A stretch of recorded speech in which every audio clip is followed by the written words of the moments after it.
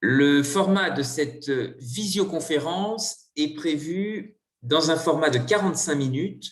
Le parcours de Lucie Randouin est intéressant parce qu'elle a rayonné de Lyon et vous allez le découvrir au fil de cette présentation. Lucie Randouin a aussi ouvert un lien entre terre et océan. Alors, pour trouver justement ce lien entre terre et océan, je vous propose de porter un œil ouvert sur le territoire et sur les terres de ses racines. Alors, ce qui frappe lorsqu'on découvre le CV académique de Lucie Randouin, c'est qu'il entre en écho avec une histoire de découvreur, de pionniers propres au territoire. Cet héritage se perpétue aujourd'hui dans les domaines de la science, dans les domaines aussi de l'innovation, de l'agroalimentaire, de l'économie et de l'éducation. C'est aussi un décloisonnement qui est orienté vers d'autres territoires et on va le découvrir avec le grand bouillonnement scientifique de Lucie Randouin, cet oiseau migrateur entre science et nature. Et cette dynamique collaborative de décloisonnement s'inscrit aussi étroitement dans le rayonnement de Lyon au-delà des océans. Souvenez-vous, la Bourgogne a aussi développé des chemins de mémoire avec les explorateurs du Nouveau Monde. Il existe encore aujourd'hui des échanges avec le Québec, avec des associations de jumelage, avec des amicales France-Québec qui témoignent de cette ouverture vers d'autres cultures. Et je pense que ce qu'il est important de retenir avec Lucie Randouin, c'est qu'elle a été une pionnière et qu'elle a particulièrement réussi à décloisonner des disciplines. Je reviendrai plus tard sur les innovations qu'elle a apportées, en particulier avec le métier de courtier en coquillage, mais aussi le savoir-faire horloger qui s'est aventuré dans l'agroalimentaire et dans des recherches sur la nutrition santé développées par mon arrière-grand-père. En tous les cas, c'est ce parcours d'oiseau migrateur entre les disciplines que je vous propose de découvrir ensemble et merci à tous pour votre participation à cette visioconférence. Alors, un oiseau migrateur entre science et nature, je l'évoquais en introduction, Lucie Randouin a eu une vie académique et scientifique très riche dans des institutions prestigieuses. Mais je vous propose de revenir tout simplement sur sa vie. Lucie Randouin est née sous le nom de jeune fille Fandard et elle sera agrégée de sciences naturelles en 1911, à une époque où l'agrégation était essentiellement réservée aux hommes. C'est une enfant du Pays d'Hôte et elle est née dans une très belle petite commune qui s'appelle Beurs-en-Othe.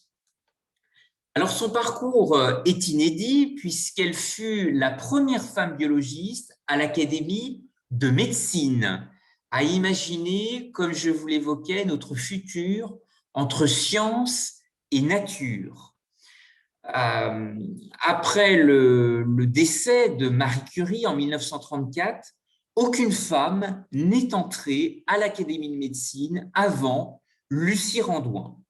Et un siècle plus tard, ce qui montre toute l'actualité du débat dans le contexte sanitaire qu'on connaît aujourd'hui, la place des femmes dans les institutions médicales reste congrue, extrêmement limitée, ce qui montre l'incroyable esprit avant-gardiste qu'a pu avoir Lucie Randouin en défrichant les sciences et tout particulièrement le domaine de la nutrition.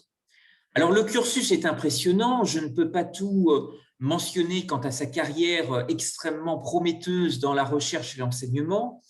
Seconde femme agrégée de sciences naturelles, elle a été la première femme à enseigner à la faculté de médecine de Paris et elle termina sa carrière comme directrice générale du honoraire du CNRS.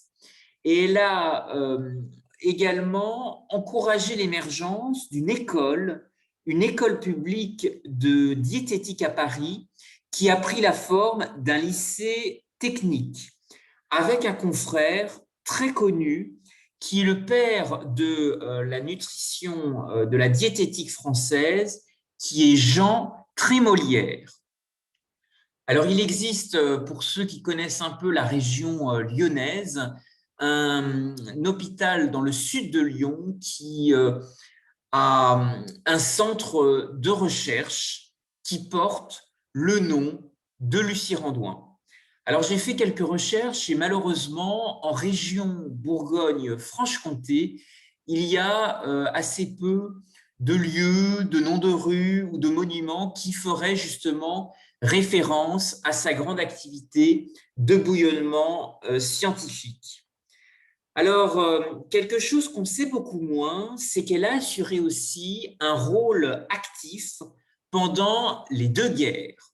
Elle a notamment assuré, à titre bénévole, la direction des travaux pratiques au laboratoire de physiologie de la Sorbonne, en l'absence du chef de travaux et des préparateurs qui étaient tous mobilisés sur le front. Il faut également souligner sa contribution pendant la Seconde Guerre mondiale, où elle a notamment conservé des sérums et des vaccins de l'Institut Pasteur dans les sous-sols de l'Institut d'hygiène militaire de 1943 à 1944, à destination principalement de la résistance. Et enfin, dans son laboratoire de physiologie de la nutrition, elle a hébergé temporairement un prisonnier évadé, un membre du comité directeur de l'OCM, l'Organisation civile et militaire de la résistance, et également une traductrice bibliographe d'origine russe, naturalisée française et de confession juive, sans oublier des envoyés au STO, au service de travail obligatoire, pendant l'occupation. Alors, son rôle de plaidoyer, de prévention en matière de santé publique ne s'est pas arrêté là, puisqu'en vue du maintien de la santé publique dans un contexte extrêmement difficile de mémoire des conflits, Lucie Randouin a aussi effectué clandestinement des conférences sur l'alimentation en zone libre, mais aussi en zone occupée. Alors, c'est un travail aussi inlassable de vulgarisation de ces recherches que Lucie Randouin a menées à travers des conférences. Elle a été la première scientifique à reconnaître le rôle fondamental des vitamines, où le sujet était, dans une époque de pénurie alimentaire, extrêmement occulté. Et Lucie Randouin fera justement face à une importante levée de boucliers, de conformisme intellectuel qui avait justement assez peu exploré le rôle des vitamines pour l'organisme. Et elle aura des correspondances régulières, notamment sur le rôle du calcium, avec mon arrière-grand-père, Théophile Lognonnet, qui a fondé les industries Probiomère. Alors, de 1910 à 1957, le bouillonnement scientifique de Lucie Randouin se traduit dans des publications. On en comptabilise près de 500. 500 publications scientifiques, c'est énorme. Elle a aussi organisé à la radio, mais aussi à la télévision, des chroniques, des interventions, notamment dans le cadre d'une émission qui s'appelait Tribune de la santé. C'est aussi une ambassadrice des sciences qui participe aussi à de grandes conférences internationales et elle va s'insérer dans des réseaux scientifiques européens et internationaux. Elle représente la France à la Société des Nations. Elle participe aussi à des congrès scientifiques à Boston, sur la côte est des États-Unis, à Bruxelles et également à Rome, mais aussi en Suisse. C'est une défenseuse de l'équilibre alimentaire et elle a soutenu de nombreux travaux pour en faire le plaidoyer dans ce sens. Elle a aussi fait des liens très importants entre des problèmes d'alimentation et des problèmes d'alcoolisme, d'où l'importance de se nourrir avec des aliments sains, des aliments naturels, des aliments qui ne soient pas trafiqués par les humains. Et ça, c'est l'héritage de Lucie Randouin en matière de nutrition santé. Si vous avez la possibilité de retrouver ses écrits, des ouvrages scientifiques qu'elle a publiés, c'est un élément qui est très prégnant. J'y reviendrai plus tard, notamment dans le lien des recherches qui ont été développées par mon arrière-grand-père qui a pu avoir des échanges épistolaires avec Lucie Randouin, en particulier dans le domaine du calcium et des minéraux marins.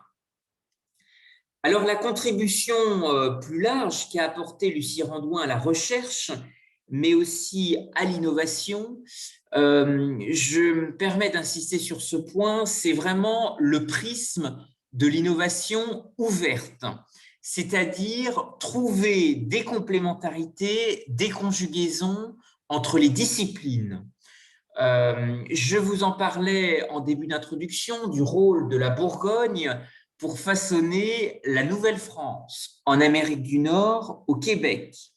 Eh bien, de l'autre côté de l'Atlantique, on a des centres de recherche, on a des universités, des laboratoires d'excellence qui réussissent ce pari et qui portent encore aujourd'hui des noms historiques de cette belle région, Bourgogne, Franche-Comté, où sont partis les pionniers de la Nouvelle-France.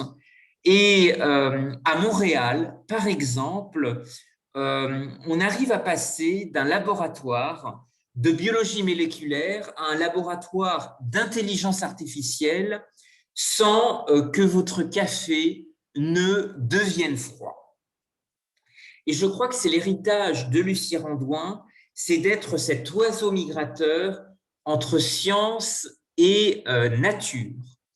Alors, je vais vous parler d'une aventure étonnante, une aventure réelle. C'est précisément l'influence de ces travaux pour développer les industries probiomères qui ont été fondées par mon arrière-grand-père. Je vais, pour aborder ce lien, vous parler d'une horlogerie, d'une bijouterie-horlogerie dans la baie du Mont-Saint-Michel qui avait comme emplacement historique la grande rue des Stuarts. Alors, pour bien comprendre ce lien tout particulier entre l'horlogerie, les minéraux marins et l'univers de la nutrition, je vous invite à vous éloigner des paysages magnifiques de la Bourgogne-Franche-Comté et de regarder plus particulièrement le littoral. En vous imaginant sur une plage,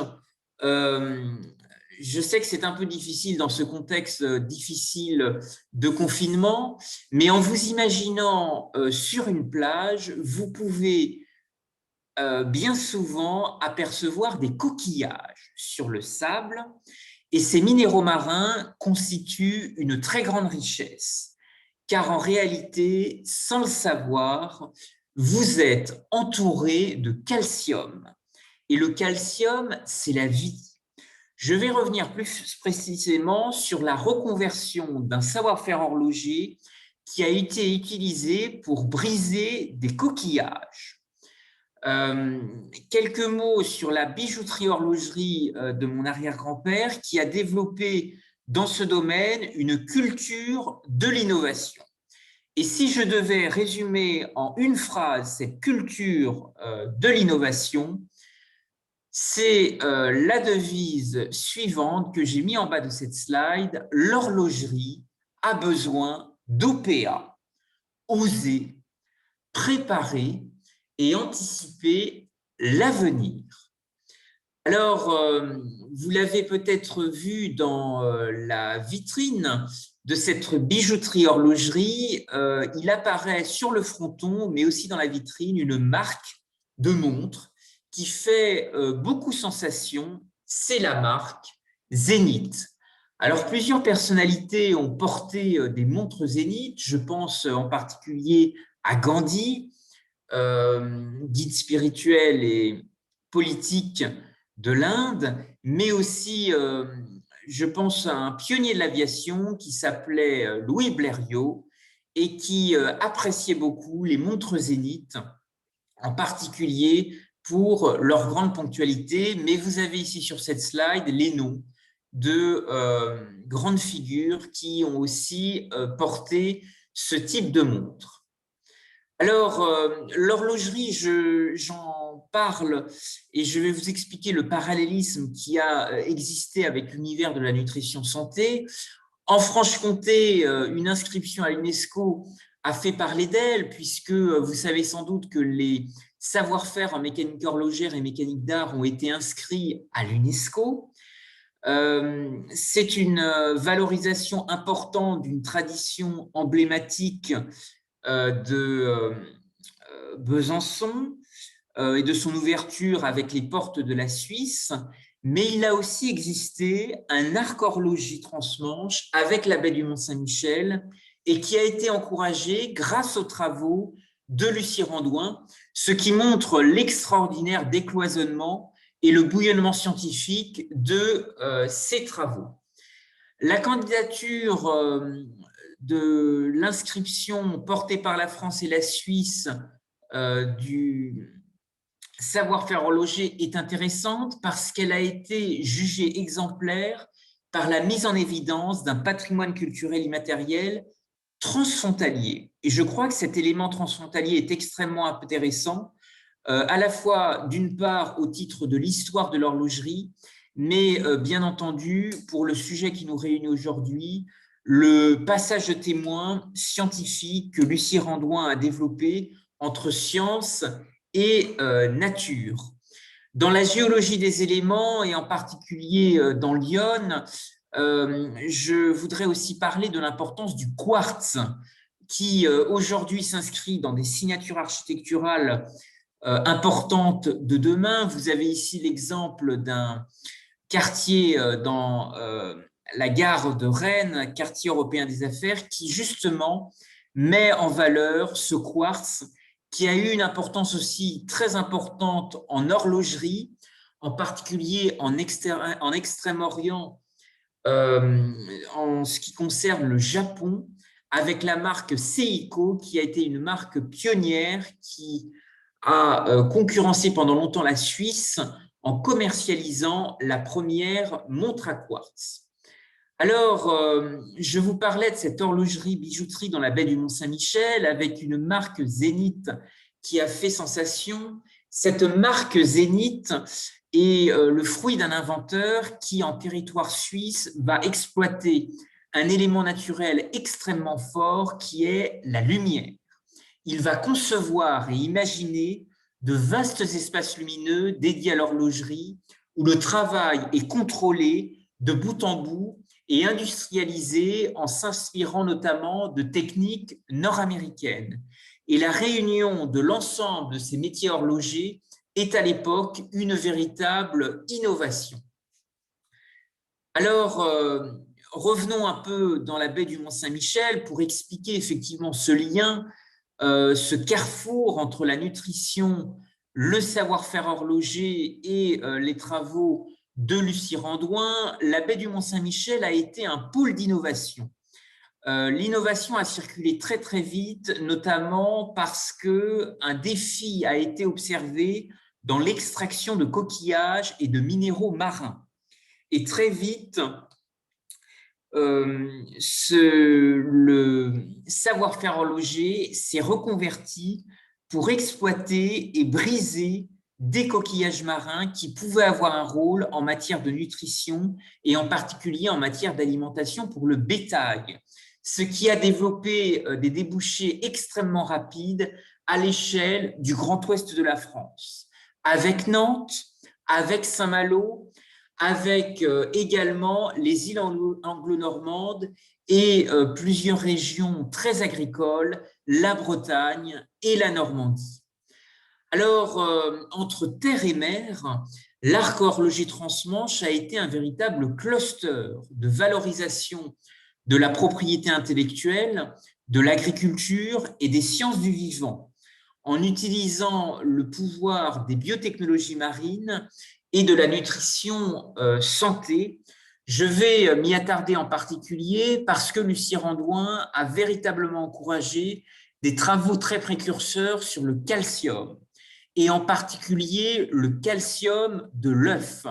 J'ai insisté sur le rôle de battante qu'elle a eu dans la période d'entre-deux-guerres, marquée par des pénuries alimentaires, et elle va s'intéresser à des industriels qui, dans la baie du Mont-Saint-Michel, souhaitent développer l'écosystème extrêmement riche en calcium. Ce sera particulièrement le rôle que développeront les industries probiomères, qui ont été développées par mon arrière-grand-père, qui va utiliser les coquilles d'huîtres, en particulier pour nourrir les animaux, et en particulier les poules. C'est un rôle qui va se développer pour la filière avicole et qui va donner naissance aux industries probiomères, avec un processus de créativité qui émerge dans les années 20 et les années 30. Il y a à peu près 10 ans de tâtonnement pour reconvertir un savoir-faire horloger et l'inscrire dans toutes les adaptations des ressources et des richesses de la mer. L'alimentation minérale des animaux va justement être un élément d'intérêt qui va déclencher des relations épistolaires avec Lucie Randouin, qui, à l'époque, développe sa carrière parisienne. Alors ici, vous avez un coquillage qui a fait beaucoup parler de lui. C'est tout simplement le premier logo des industries probiomères, et ce logo, en fait, a déclenché à l'époque un contentieux avec la société Shell qui développe les stations-service et qui considérait à l'époque que ce logo rentrait malheureusement beaucoup trop en concurrence avec le logo que vous connaissez sans doute des stations essence, des stations-service qu'on retrouve sur les routes de Bourgogne-Franche-Comté. Alors, Lucie Randouin a été véritablement au cœur d'un incubateur de l'engagement, puisqu'elle a encouragé les travaux des industries probiomères qui seront récompensés par la prime d'honneur du ministère de l'Agriculture. C'est une bourse de l'innovation qui avait été créée à la suite de la grande crise de 1936 et qui a justement été là pour mettre en valeur une culture du brevet et surtout participer au réarmement de nouvelles filières d'approvisionnement avec des circuits qui soit extrêmement bien organisé avec l'ensemble des industries. Les œufs étaient très fragiles à cette époque et sur une douzaine d'œufs, il n'en restait malheureusement que 2. Et donc, le calcium du sable coquillé va être utilisé comme alimentation pour le bétail et permettre de renforcer le calcium et notamment le calcium des œufs de poule. En les rendant plus résistants, ils facilitent le transport et les ventes et peuvent rapidement se transporter par train jusqu'aux halles de Paris. Alors, les industries probiomères vont aussi, pour se développer, s'associer avec des marins-pêcheurs, à la fois aiguillés par les conséquences traumatisantes des pénuries alimentaires, mais aussi par l'avance des Britanniques, qui étaient très en avance et qui avaient beaucoup mieux organisé les filières de pêche, mais aussi la filière du lait. Et la France voulait justement rattraper son retard et mettre en place des filières ultramodernes. Alors, pour se développer, les industries probiomères vont se porter acquéreurs d'un bateau qui va s'appeler le Saint-Pierre. Je me permets d'insister sur le nom de ce bateau qui faisait aussi référence à Césarée, l'ancien nom antique de Jersey dans les îles anglo-normandes et qui était associé à différents personnages du Nouveau Testament, Pierre, Paul, Hérode et Pilate. Alors, ces noms de l'histoire biblique sont aussi très présents dans des traces du patrimoine de Bourgogne-Franche-Comté, mais aussi de l'autre côté de l'Atlantique grâce à des pionniers bourguignons qui se sont établis en Nouvelle-France, au Québec. Alors, les industries probiomères ont fonctionné parce que la plupart des procédés ont été aussi brevetés avant de les industrialiser. Et pour se développer, il a fallu mettre en place des partenariats atypiques. Ce sont en particulier des contacts avec des filières de l'économie monastique, en particulier les moines de l'abbaye de Sept-Fonds dans l'Allier, qui fabriquent toujours aujourd'hui un complément alimentaire qui s'appelle la germaline. Et puis, bien entendu, c'est le rôle prépondérant, fondamental de cette grande biologiste, Lucie Randouin, qui a eu une influence aussi remarquable sur de grandes communes littorales, et en particulier dans des ports qui ont utilisé des hangars qui stockaient des marchandises, en particulier, je pense à l'histoire du hangar à bananes dans le port de Nantes, qui lui aussi était très intéressé par le rôle et les travaux précurseurs de Lucie Randouin en ce qui concerne les vitamines. Il y a eu aussi d'autres expériences qui ont été encouragées.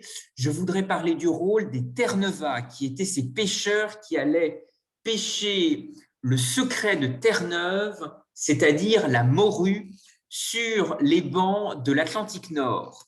Et Lucie Randouin a beaucoup mis en valeur dans ses conférences l'importance de l'huile de foie de morue.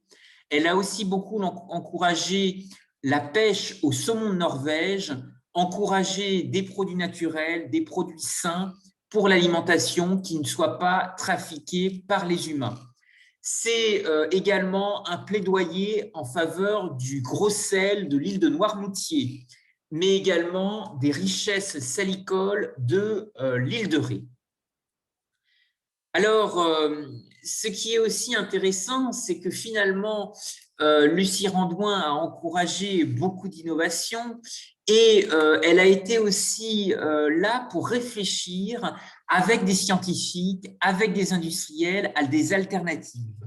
Je vous ai parlé des coquilles d'huîtres qui ont été utilisées parce que la mer est entourée de calcium et les coquillages marins sont véritablement des transmetteurs de ces richesses. Il y a eu dans les années 60 beaucoup de maladies qui ont frappé des parcs d'ostréiculteurs et rapidement, ce sont des Japonais qui sont arrivés pour proposer de nouveaux essaims et qui ont aidé à reconstruire les parcs qui avaient été décimés. Mais des alternatives seront aussi recherchées auprès d'importateurs, en particulier dans les ports de Nantes et de Saint-Malo. Et c'est la farine de manioc qui sera notamment encouragée, farine de manioc qui est encore aujourd'hui très utilisée dans l'océan Indien et en Afrique. Je me permets d'insister sur ce point parce qu'on avance progressivement vers la prochaine COP26 qui se déroulera au Royaume-Uni. Et l'amidon de manioc est aussi une technologie utilisée dans beaucoup de pays émergents, en particulier en Indonésie, pour remplacer les sacs plastiques qui sont des déchets qui malheureusement concernent les continents, mais aussi les océans. Et progressivement, de grandes entreprises s'impliquent également dans ce débat extrêmement important et stimulant en matière d'économie circulaire. Je veux citer l'exemple de L'Oréal, mais aussi des Kenyans qui sont partie prenante dans cette dynamique. Alors, Lucie Randouin a ici beaucoup eu d'impact et d'influence auprès du syndicalisme agricole. Elle a notamment été en contact, je vous parlais d'échanges épistolaires. Elle a, par ses conférences, aussi beaucoup intéressé des filières en matière d'économie circulaire. Économie circulaire, pas seulement avec l'agriculture, mais aussi avec les îles. Et ça, c'est un axe extrêmement important. Les îles, on l'oublie souvent, sont des laboratoires d'innovation et sont des laboratoires de résilience. Et je pense à une grande figure de Besançon qui résume assez bien ce formidable passage de témoin entre terre et mer, c'est Victor Hugo, grand écrivain de Bourgogne-Franche-Comté, qui a passé plusieurs années de sa vie en exil à Guernesey, mais aussi à Jersey, pendant près de 15 ans, et il a écrit une œuvre exceptionnelle qui s'appelle « Les travailleurs de la mer ». Et je crois que c'est un clin d'œil exceptionnel avec le grand passé horloger, en particulier à Besançon, en Franche-Comté, mais qui fait rayonner justement cette grande région vers l'océan, avec une figure exceptionnelle que Victor Hugo a imaginée, qui était un roi ocrénier de l'océan qui refusait le droit d'entrée de l'or et de l'argent sans son autorisation, et la seule monnaie ayant en cours est le coquillage dont la mer est l'inépuisable coffre-fort. Alors aujourd'hui, Lucie Randouin et il existe un prix Lucie Randouin qui est attribué chaque année au cours des Journées nationales de diététique et de nutrition. Je pense que collectivement, on pourrait certainement imaginer d'autres formes de valorisation parce que son parcours d'oiseau migrateur est exceptionnel entre science et nature, mais vous le voyez dans cet exposé, elle a eu un rôle prépondérant dans les sciences de la vie, dans les domaines de la botanique et puis des ouvertures intéressantes à travers la nutrition, la géologie et bien entendu les biotechnologies. C'est sans doute ces pépites de territoire qu'on a aussi besoin aujourd'hui de mieux valoriser, de mieux faire connaître, et c'est certainement un formidable rôle d'ambassadeur qui mériterait d'être valorisé pour l'économie circulaire de la Bourgogne-Franche-Comté. Certaines villes sont aussi très en avance sur ces sujets. Je voudrais parler d'une initiative de la ville de Strasbourg qui a mis en place un programme qui s'appelle l'industrie magnifique et qui consiste à faire renaître, à mettre en valeur dans l'espace public des vieux métiers, des croisements de filières, des grands savoir-faire créatifs et innovants qu'on aurait peut-être un peu oubliés.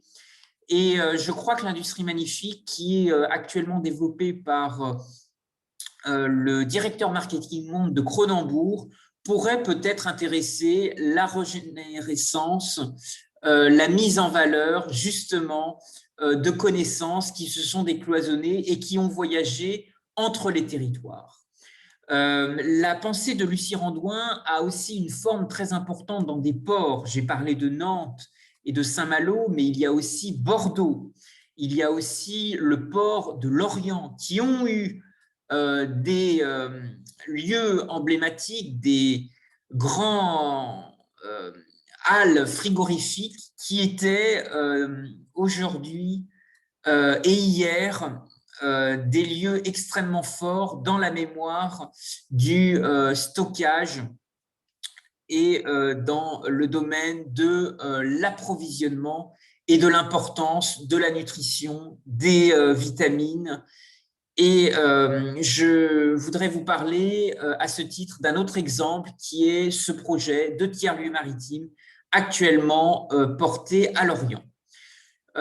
Lucie Randouin est une personnalité qu'on a oubliée et je crois que l'actualité qu'on vit aujourd'hui nous invite peut-être à nous réintéresser à son parcours, à les avatars de sa vie qui sont extrêmement atypiques. Et je voudrais, à travers cette conférence, lancer un appel en faveur d'un timbre à son effigie. Vous pouvez retrouver rapidement sur Internet, sur la plateforme change.org, un appel qui a été lancé, que je vous invite à rejoindre si vous êtes sensible à son parcours. J'ai également pris l'initiative de transmettre un dossier documenté à Philaposte, qui est une filiale du groupe La Poste, chargée de l'édition philatélique et en particulier celle de 2023, qui sera notamment consacrée aux vaccins. Et j'ai aussi pris l'initiative de contacter des médias locaux et d'en parler à quelques élus qui pourraient éventuellement mettre en valeur cette initiative. Je voudrais vous remercier à tous pour votre attention. J'espère que je n'ai pas été très long. Vous dire qu'il existe un pont exceptionnel entre Beurre-sur-Othe et la nutrition santé qui a rayonné au-delà des océans. Je voudrais vous remercier à tous pour avoir pris le temps d'écouter cette présentation et je vous propose maintenant de réagir si vous avez des questions, des réactions, quelques minutes avant de clôturer ensemble les échanges pour cette visioconférence de 45 minutes. Merci à vous.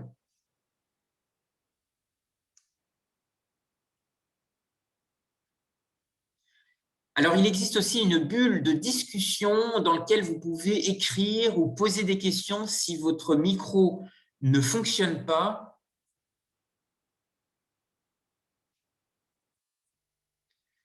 Avez-vous des questions ou des réactions?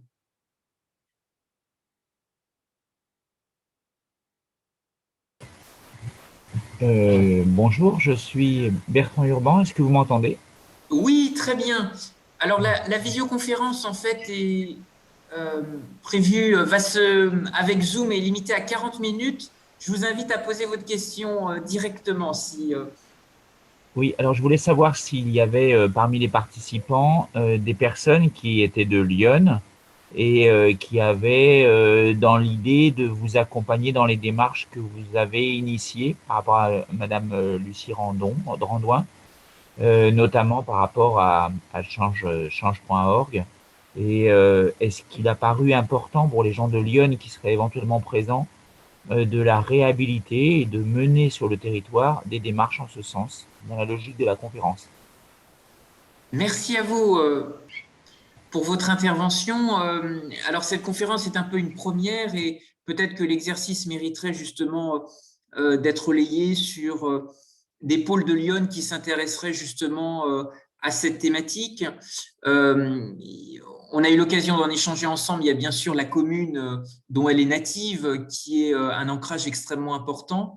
Et peut-être que des collectivités ou des associations ou des réseaux scientifiques, des réseaux de mémoire pourraient aussi être intéressés pour porter justement ces traces dans Lyon. En tous les cas, moi, alors je suis pas originaire de Lyon, mais je serais tout à fait intéressé pour vous aider et vous apporter mon appui si vous avez besoin de recueillir des éléments sur ces travaux. Merci beaucoup. Merci. Je vous en prie.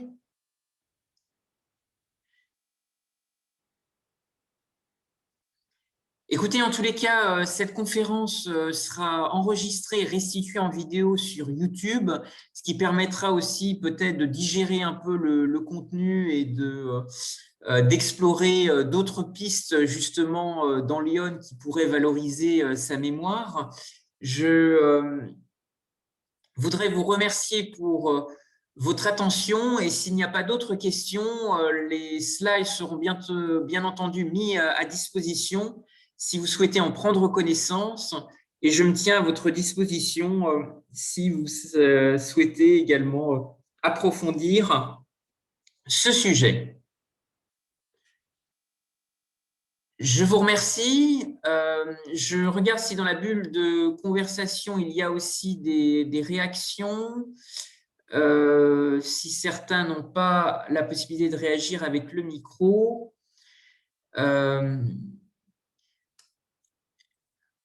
Bien, bah écoutez, c'était une première conférence, première intervention, et si vous souhaitez nourrir en tous les cas ce débat, je reste ouvert si vous êtes désireux aussi d'organiser d'autres temps d'échange. Je vous souhaite une très bonne journée et merci à tous pour votre attention.